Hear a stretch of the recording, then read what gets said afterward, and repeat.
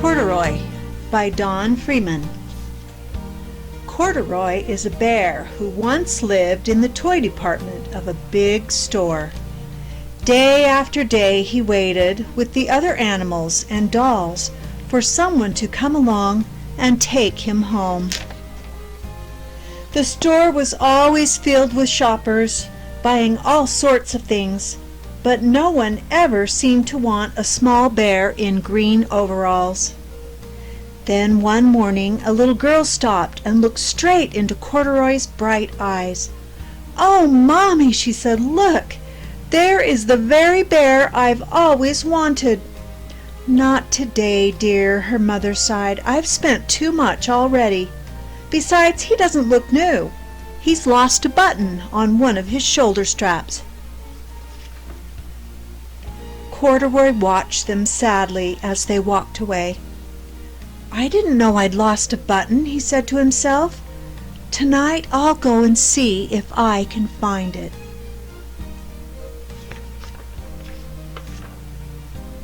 Late that evening, when all the shoppers had gone and the doors were all shut and locked, Corduroy carefully climbed down from the shelf. He began searching everywhere on the floor for his lost button.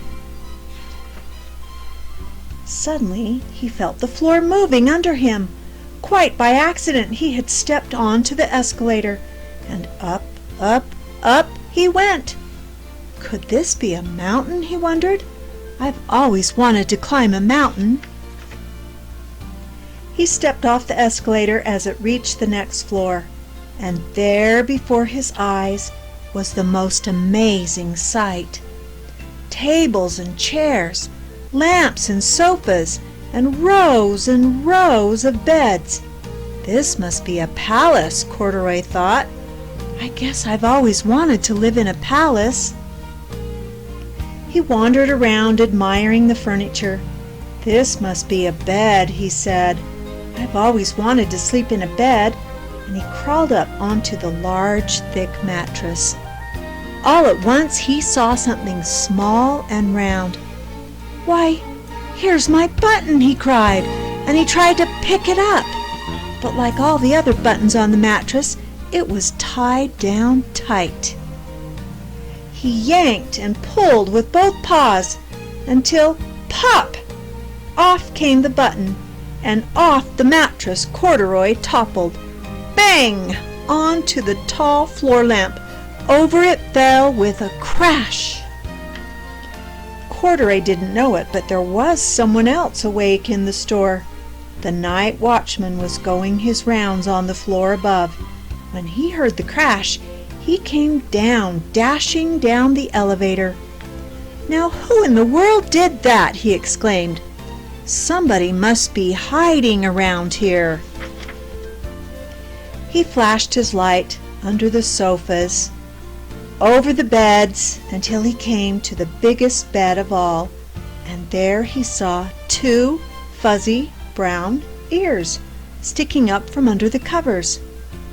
"Hello," he said. "How did you get upstairs?" The watchman tucked Corduroy under his arm and carried him down the escalator and set him on the shelf in the toy department with the other animals and dolls. Corduroy was just waking up when the first customer came into the store in the morning, and there, looking at him with wide, warm smile, was the same little girl he'd seen only the day before. "I'm Lisa," she said, "and you're going to be my very own bear. Last night I counted up what I had saved in my piggy bank, and my mother said I could bring you home." "Shall I put him in a box for you?" the saleslady asked. "Oh, no, thank you," said Lisa, and she carried Corduroy home in her arms. She ran all the way up 4 flights of stairs to her family's apartment and straight to her own room. Corduroy blinked. There was a chair and a chest of drawers. Along the side of a girl-sized bed stood a little bed just right for him. The room was small, nothing like the enormous palace in the department store. "This must be home," he said. "I know I've always wanted a home." Lisa sat down with Corduroy on her lap and began to sew a button on his overalls. "I like you the way you are," she said, "but you'll be more comfortable with your shoulder strap fastened tight." "You must be a friend," said Corduroy. "I've always wanted a friend." "Me too," said Lisa, and gave him a big hug.